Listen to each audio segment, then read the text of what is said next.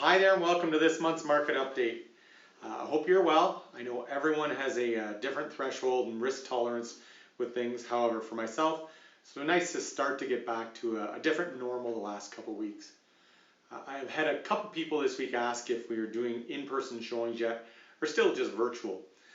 Just to clarify, real estate was listed as an essential service pretty much from the beginning of restrictions. House showings never really stopped. However, it was expected that showings should only take place for people who had to buy or sell, with appropriate precautions, of course.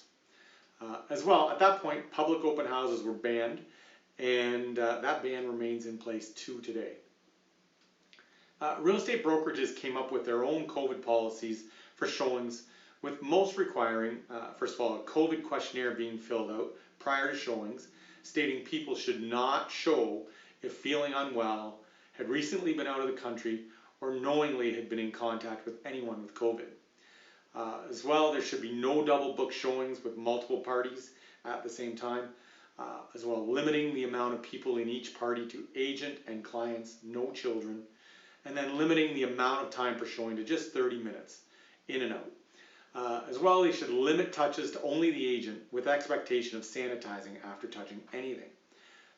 We should also request masks be worn during showings. And although none of these policies are perfect, it was an effort to try and take as many precautions as possible, short of eliminating showings altogether. After basically showing one house from mid-March till the last week in May, the last week or so I have shown a bunch of properties and been involved in a few offer situations. This happens to have coincided with an acknowledgement by the Provincial Real Estate Association of the Phase 1 easing of some restrictions. As mentioned, the loosening of restrictions brought an increase in showings in May, and along with it, more sales.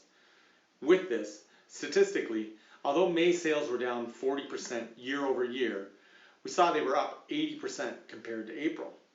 Listings still were down 50% year over year, and this continued lack of inventory was able to stabilize the pricing, with most categories of real estate staying at their April levels.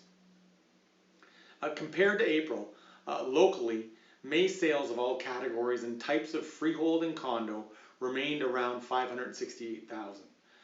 Single detached also stayed at 657,000, while apartment condos dropped around 10% to 330,000. Townhomes were up around 10% to 454,000, and semis were down slightly to 482,000. We've really seen an increase in overall activity both in listings and sales in the last 2 weeks, so it's pretty fluid. We continue to see multiple offer situations for the most desirable locations and properties, as well as for the ones that have been priced strategically in order to drive multiple offers. This strategy was commonplace before restrictions and is taking hold again. List prices were discounted significantly in order to drive multiple offers and receive offers above market value. These eventual sale prices still continue to be below what they were before restrictions. However, they are slowly creeping higher in the last couple weeks. We are still seeing a large portion of sales at or below list price, and properties that are overpriced or have negative resale factors are sitting, relisting, or having to reduce their price. This is evidence that there is not the full-scale buyer's market we had prior to mid-March. As mentioned in previous updates, employment is a huge factor in buyer confidence, and Waterloo Region appears to be better insulated than in other areas. Although this is a positive, it goes without saying that there will still be a hit to employment in the region, and this combined with likely fewer investors, among other factors, it's reasonable to expect a buyer frenzy like pre-COVID is not sustainable, especially if inventory continues to increase. But only time will tell.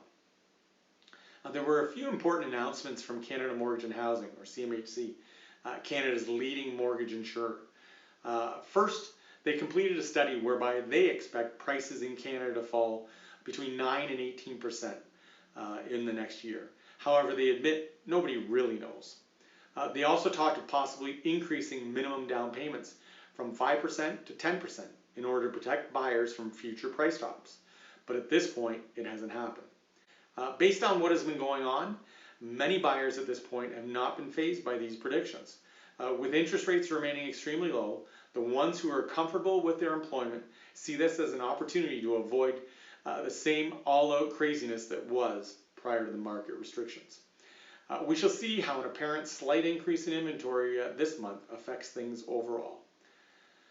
Well, that's about it for now. Thanks again for all those who continue to refer their friends, family, and coworkers. It really is appreciated. And until next month, take care and stay safe.